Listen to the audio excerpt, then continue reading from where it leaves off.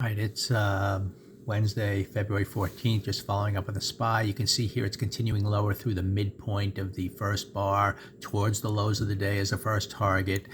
So that's kind of nice here. These puts I bought the 499 puts at 309. They're all the way up to 374 right now. They were just asking 370 area.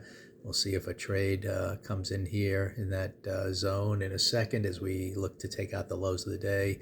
But you can get out at kind of 375. So at this point, I wouldn't lose on this trade, if somehow up to 390, 396, almost a point higher on this, and because we just came down and took out the lows of the day. So that was kind of expected here, given this failure on the breakout to the upside. This becomes an interesting area. Do we just kind of fail in here and get all this choppy action and then go back up? Anything's possible. Again, at this point, we kind of hit our first target. If we can kind of hold here and head lower, our next target's kind of yesterday's close and the pre-market lows down here.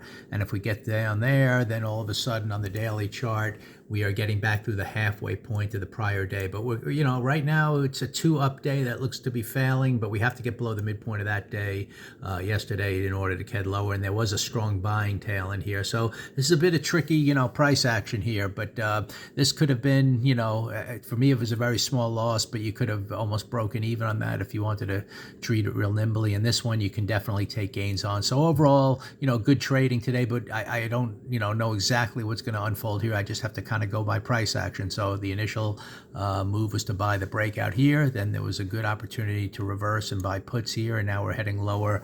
Again, the options bought those 499 puts at 309. They're up to 419 right now, so over a point higher. So really nice trade here, and we'll just see how much of a failure might unfold here on the daily chart on the SPY.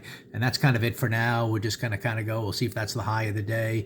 We'll kind of go target by target. We should get to those, if this kind of move holds here, we should get to this next target. And then from there, we see if we get an outside day back to the downside, knowing in this zone here, there could be some definite buying support, but it doesn't mean the whole day is going to turn around. So it looks like this weekly chart is still to the downside red, and we still have possible with 3 days to go, to get down to those lows of last week. So we will see how this day unfolds here, but overall should be a positive day trading, no matter how you did it, and we'll see if this turns into a really nice move to the downside or not.